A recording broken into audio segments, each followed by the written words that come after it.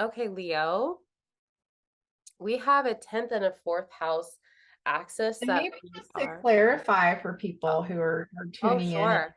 might be relatively new.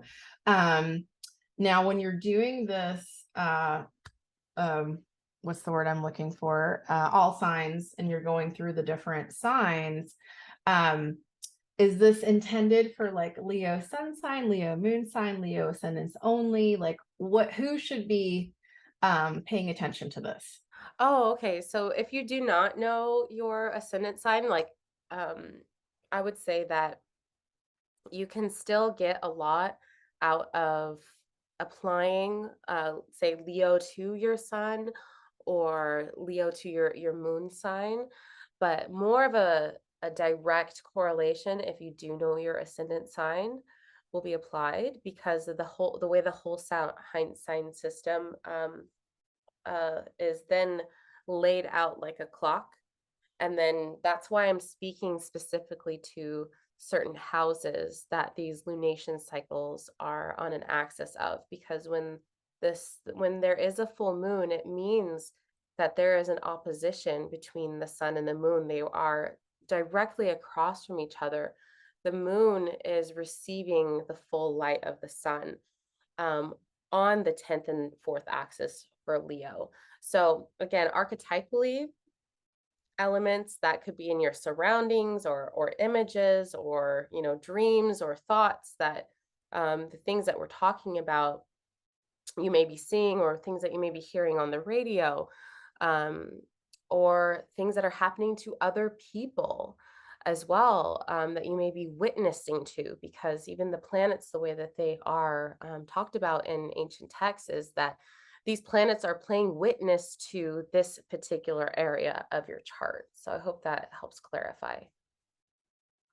Yeah, I think so. I just was thinking of our people that may not be Oh, as far yeah. along. Oh, for sure. And of course, like you can always ask, like I would love to, explore if you need a chart ran for you or if you need a chart rectified if you don't know your birth time. Not everybody does, but there are ways to rectify your chart through exploring other people or even children's charts and asking several questions.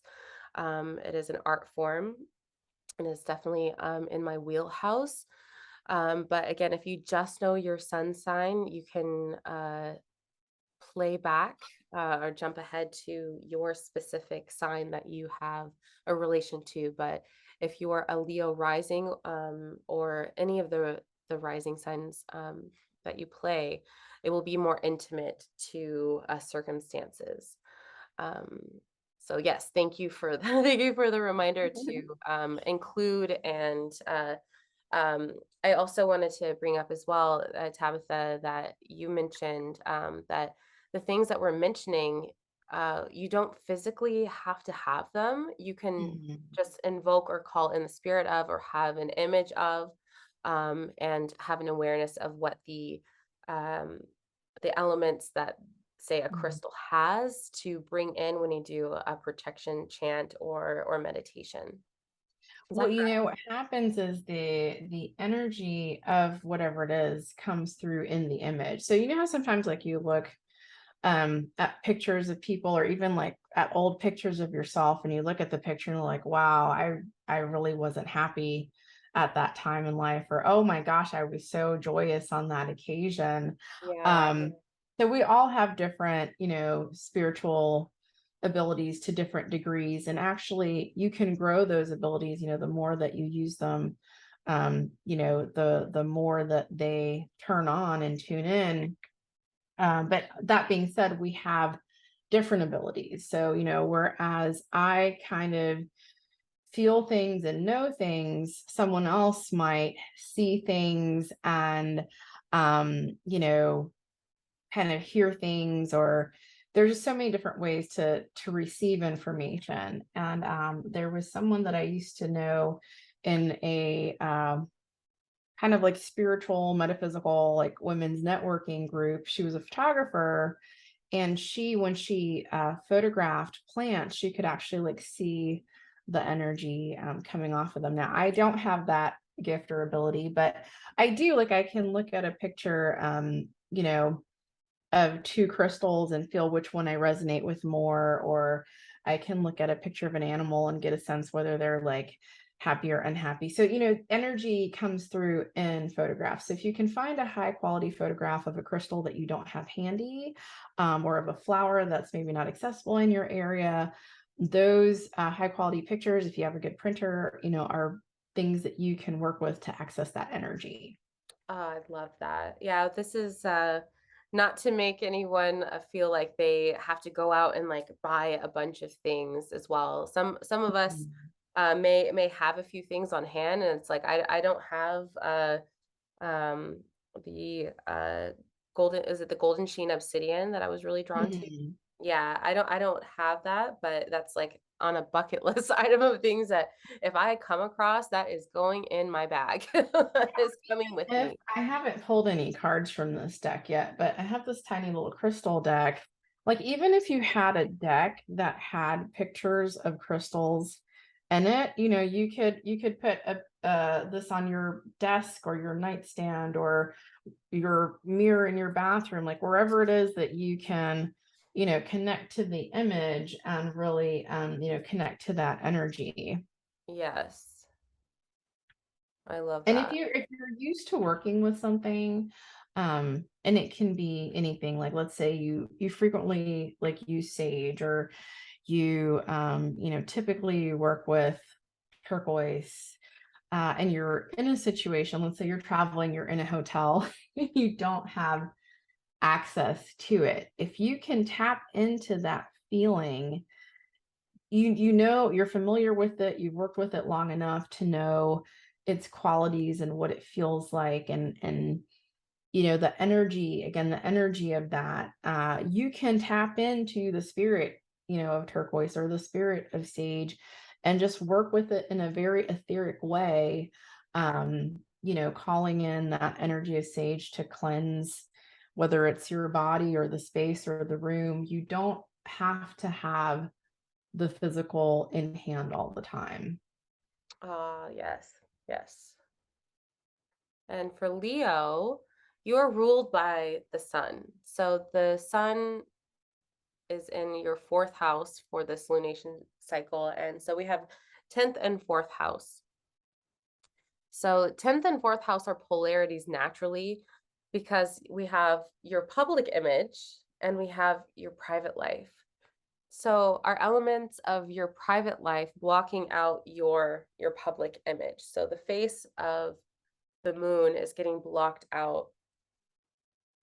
And Uranus there, has there been changes in your public image? Has there been this sense of rebellion of sorts and this sort of increasing, and Mars going over your 10th as well? I'm wondering if there's been severing of ties that has been going on for you, Leo. And there's also the Mercury Cazimi happening in your fourth house.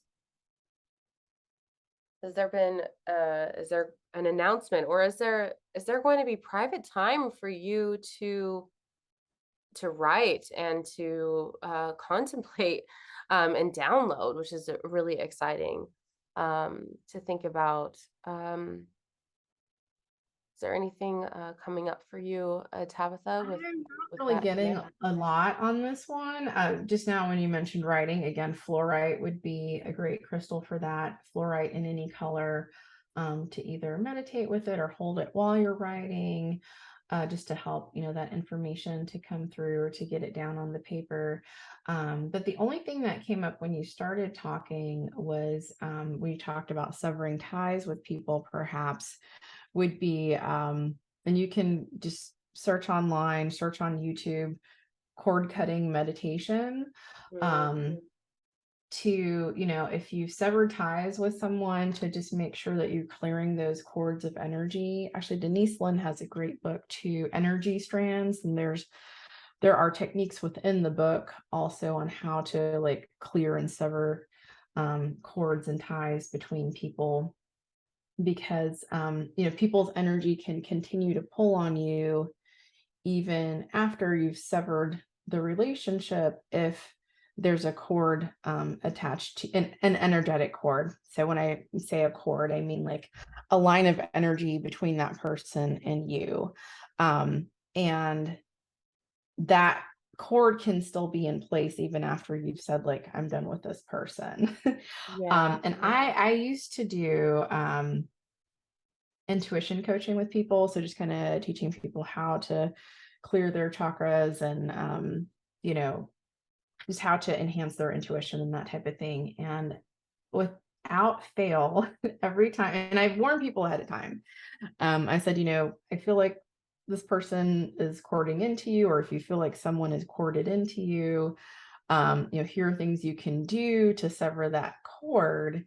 But just be forewarned, whether the person is intentionally connecting to you or unintentionally connecting to you, once you break that, you know, once you sever that cord, break that connection, they're going to feel it. Like whether they know that they've done this or not, they're going to feel it and they're going to reach out to you. They're going to try to reconnect. And like without fail, like people do these exercises and that other person will call or reach out or email or something. So just a fair warning. Once you go through the steps, whether you do a meditation, whether you do like a more of a physical like exercise where you're like cutting or chopping, or you can do this through visualization where you can visualize the connection to the person and just kind of visualize like what does it look like or what does it feel like depending on, you know, where your spiritual gifts lie. You know, sometimes people can see like colors, or they see muck, or they see you know, like it's really thick or it's thin, you know. Mm. um and then to clear that energy, like either through your visualization or your meditation, you can visualize it as different things. Like sometimes, so you can also try to sense like where the cord is attached to you, like where is it hitting your body. So for example, like if someone, it's like an interpersonal relationship and they have a cord going to your sacral chakra, which is the center right below our navel. It rules like interpersonal relationships, among other things, creativity, sexuality, etc. You can actually visualize it as like, if you can visualize it as anything that works for you, anything that you want. But just as an example, as a like an electrical cord where you like actually take the plug and like pull it out and just like, you know, unplug that connection. You might have to do it several times a day for several days Mm. to get it to stick, you know, because people will try to reconnect, reattach. But yeah, and then like I said, be prepared that that person may reach out and try to reconnect. So just be prepared for that. So another thing that you can do after you do this cord clearing meditation, and there are several different ones out there. So if you turn one on YouTube and the person's voice doesn't resonate with you, or what they're saying doesn't resonate with you, try a different one. Don't just give up. Just try a different one. Um, if you feel called to try this again, like if it doesn't resonate, just let it be. Yeah, But if I this is think it's something that you feel called to do, once you've done the cord cutting, you can take it a step further and then do a protection. mm. You know, whether you do that through wearing a protective crystal or working with um, plant materials or an essential oil, that's completely up to you. But just kind of protect your energy field, you know, from those people that are going to try to reach out and reestablish that connection. It's interesting that you talk about the sacral chakra here because Mars is in the 11th house of like community, so Mhm. conflict, and so and it is the planet of severing. So severing is there some sort of Oh, interesting. conflict? Yeah, so like severing and like I don't want to put it like because there are like the malefics and the benefics, and you know like there's but there is a benefit, you know, like there is an energy, like the energy of Mars. Sometimes we need the energy of Mars, you know, Mhm. to come help Absolutely. us when we need that warrior spirit. So, are there martial influences that have been in your 11th house? And you know, is there a tie that is needing to be cleared that has to do with community? And again, because that is the ruling a planet of this lunation. So connecting 11th house and 4th house themes have some of those. things that have been private, are those things starting to come out in community, and is your public image being blocked out because of it? And cord clearing Absolutely. being an element that could assist you during this Mhm. process that this 6 month eclipse cycle is bringing forward. So Absolutely. seventh house Saturn elements as well starting to move forward. Um, you know, that is in the place of, has there been any kind of Saturn like influences floating around in your seventh? Has there been some sort of restrictive business associate, or Mhm. is there a long-term relationship that's starting to move forward again? Is Right. there's many elements, because there's this trine that's happening between Mars, and so this movement Mhm. of information between seventh house and 11th house elements And here. that, I mean, that really could be connected to this, because you could have various chords that, they don't all have to be Mm, negative, but if you have a chord that you feel is a little more on the unwanted side, yes, it could relate to this situation involving the seventh house as well. yeah. And again, visualization or there's spiritual tools. I have a golden sheen obsidian knife that I sometimes bring into energy sessions. I know they sell selenite knives. I think I've seen black tourmaline knives before, but don't don't hold me to that. But there are like crystal knives, that you can get for energetic cord cutting as well. But visualization works just as well. Oh, yes. Beautiful. And what deck is coming out for Leo today? Let me see here.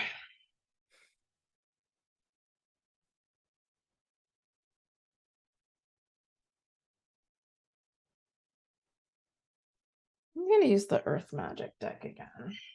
That's appropriate, because fourth house is where the sun is, and that is the deep, deep earth underground. Mm. What messages, Well, it's from interesting you the say earth? deep Earth underground because the symbol on the back of these cards is really this whole idea of like as above, so below with the branches and the roots. Oh, I love that. Circling into the deep earth.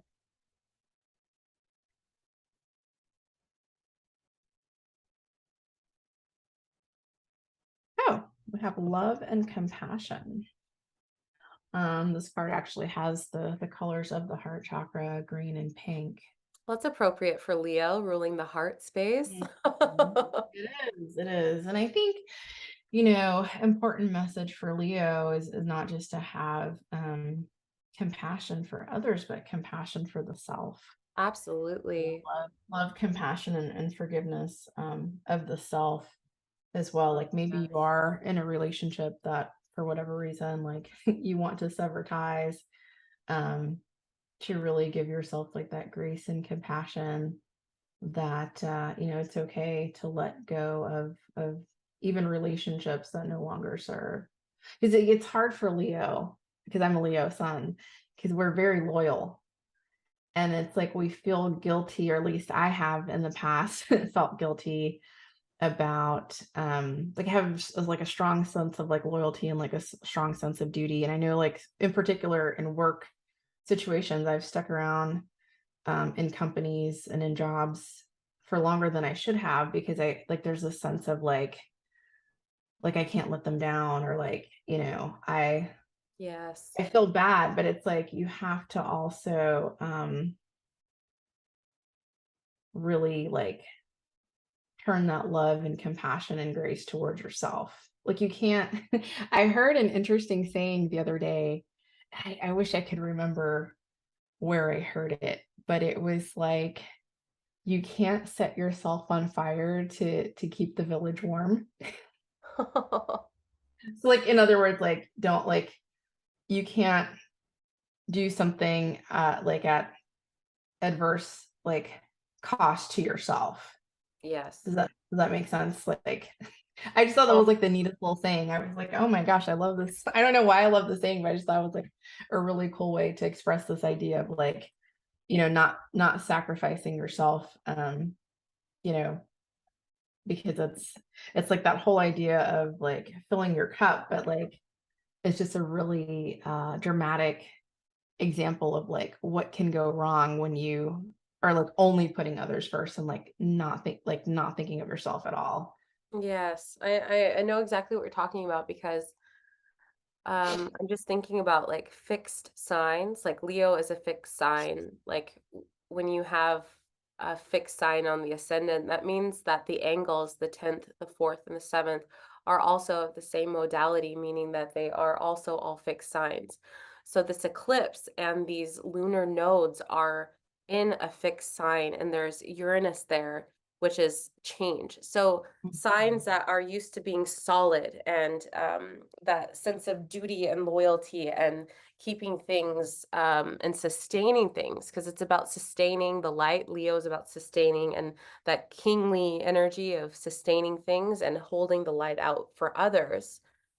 Um, that's why, in particular, these eclipse cycles and these fixed signs is particularly interesting and possibly jarring more for the modalities that are more fixed because Mhm. it's like a lightning rod that Uranus is, and it's like the tectonic plates that are shaking. So that's why when we're talking about the houses that are like barbells for each individual ascendant sign that these energies are showing up just to be aware of so that you can have that moment of being a witness to and not being overcome by and seeing what's in your environment. And then can we have more space for self-love Mhm. and creating that bubble and the protection without having to feel shame or having to explain ourselves of why we need that time for ourselves because we're dealing with the lunation cycle and how the waxing and waning. There are going to be times where we are more out there in the public. Mhm. There's this 10th house moon placement that's getting cut off from Yeah. sight for a moment. Absolutely, and really like leading from the heart space, but then also keeping that heart space protected. So we were talking about Rose earlier, like Rose would be a really great one. And actually, let me look up. Maybe that I am a moon in Leo, so that's where we have a lot of a Yeah, so I was synergy just as looking up. well. Still Point Aromatics, again, one of my favorites. They actually pour everything to order, whether it's oils or hydrosols or what have you, and they do ceremony over it before it goes out the door. But they have a white storm rose flower essence. Oh, that's why I got Um, wild rose Bach flower essence because you yeah, mentioned the yeah. Well, white. I mean, that's the energy of rose in general, and does whether it's red or whether it's white or it's all going to have that heart opening protective energy. But this one in particular, I'm just going to read what it assists with. Regaining enthusiasm and vitality of life, opening to the natural energies that flow through us, bringing forth the beauty in our wildness, finding the calm in the storm, the ability to be compassionate and loving toward the self. So if that's a challenge for you, this would be a great essence for you to work with. You take 4 drops 4 times a day under your tongue or in water or beverage of your choice. It doesn't even have to be water. You can apply it topically if you don't want to take it orally. You can, even put some in your bath water. There's lots of ways to work with flower essences. My favorite way is actually to put it in a beverage and to drink it.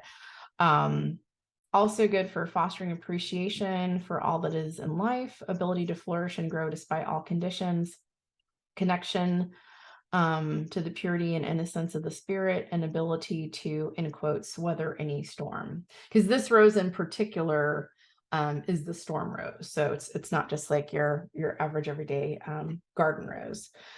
So that is something also to possibly think about. Yes, and I also wanted to mention for all of the signs that as we're holding space for you, Leo, as you're listening, if you want to use this as an opportunity to slow down and take a moment for yourself and to just embrace your heart space and feel into your heart space and just maybe enclose your energy around you from your toes to your head, and for all signs that are listening as well, we're holding space for each one of you to move and to breathe and just to be and to have a moment to contemplate about the next 6 months that are coming energetically. So I love that for Leo. I love that a love card came up for Leo. Oh, I yes. know, it's so perfect. You can't make this Ah, stuff. I know. It's so beautiful. All right. I think it's time to move on to Virgo. Do it. Okay. Virgo.